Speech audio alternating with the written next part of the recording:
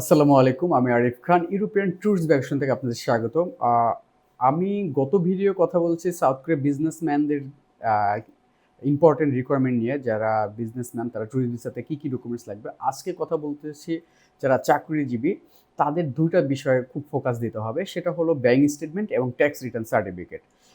আমরা অনেকেই ব্যাংকে জব করি, মাল্টিন্যাশনাল কোম্পানিতে জব করি, বড় সেক্টরে জব করি। আমাদের স্যালারি রেঞ্জটা ভালো। তো আমরা যদি সাউথ কোরিয়াতে যারা এপ্লাই করবেন তাদের ক্ষেত্রে এই ২ টা জিনিস খুবই মনে রাখবেন, খুবই গুরুত্ব দিবেন। সেটা হলো আপনার ব্যাংক স্টেটমেন্ট, আপনার last 3 years income tax certificate. আপনি যদি ভালো স্যালারি উইথড্র করেন অবশ্যই আপনার স্যালারির উপরে ট্যাক্স চলে আসে। তো আপনি ট্যাক্সও পে করেন।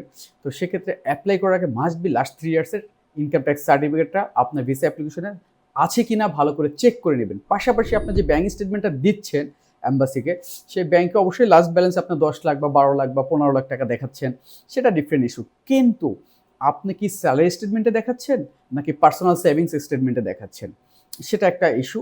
আপনি যদি পার্সোনাল সেভিংস স্টেটমেন্টে যদি আপনি ১০ লাখ টাকা দেখান, সেক্ষেত্রে আপনার স্যালারি স্টেটমেন্টে টাকা না থাকলেও স্যালারি স্টেটমেন্টটার সাথে অ্যাড করে নেবেন। কেননা এম্বাসি পাশাপাশি আপনি যে স্যালারি ব্যাংকে ঢুকে সেটা কিন্তু চেক করবে ওই স্যালারি স্টেটমেন্ট থেকে। যদি সেটা না পায় সেক্ষেত্রে সে কিন্তু কনফিউশন হয়ে যাবে এবং কি ভিসাটা রিজেক্ট করতে পারে। তো আর যদি আপনি সেভিংস অ্যাকাউন্ট না দেখান সেক্ষেত্রে শুধু স্যালারি স্টেটমেন্ট নিয়ে স্যালারি স্টেটমেন্টে আপনার লাস্ট ব্যালেন্সটা হাই রেখে সেটা আপনি দেখাতে পারেন।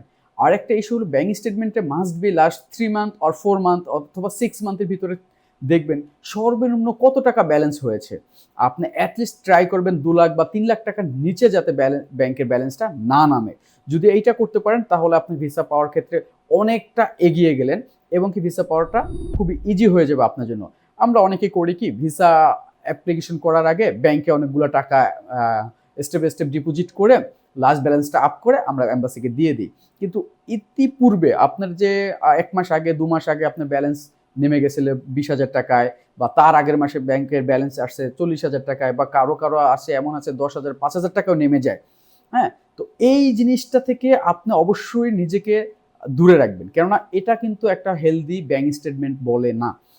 আর যদি আপনি যদি ৩ লাখ টাকা সিকোয়েন্সলি আপনি যদি লাস্ট 3 মান্থ অর 4 মান্থ আপনার ব্যাংকে থেকে থাকে যে ৩ লাখ টাকা বা ৪ লাখ টাকা বা ২ লাখ টাকার নিচে আপনার ব্যাংক স্টেটমেন্ট কখনই নিচে নামে নাই, সেক্ষেত্রে আপনার ব্যাংক স্টেটমেন্টটা কিন্তু হেলদি মনে হবে এবং কি ভিসাটা খুব ইজিলি পাওয়া যাবে।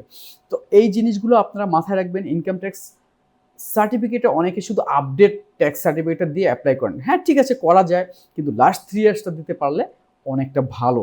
আর অবশ্যই আপনি যখন ভালো স্যালারি উইথড্র করেন সেক্ষেত্রে আপনার ইনকাম ট্যাক্স তো আপনি পে করেছেনই। অবশ্যই আপনার ৩ বছর আছে। তো সেক্ষেত্রে আপনার ৩ বছরটা দেওয়াটাই অনেক উত্তম ভিসার ক্ষেত্রে। তো সবাই ভালো থাকবেন। আমার ভিডিওটা কেমন হয়েছে অবশ্যই কমেন্ট করে জানাবেন এবং নেক্সট কোন ধরনের ভিডিও চান আপনারা সেটা কমেন্ট বক্সে কমেন্ট করে জানাতে পারেন। Thank you. ভালো থাকবেন। আসসালামু আলাইকুম।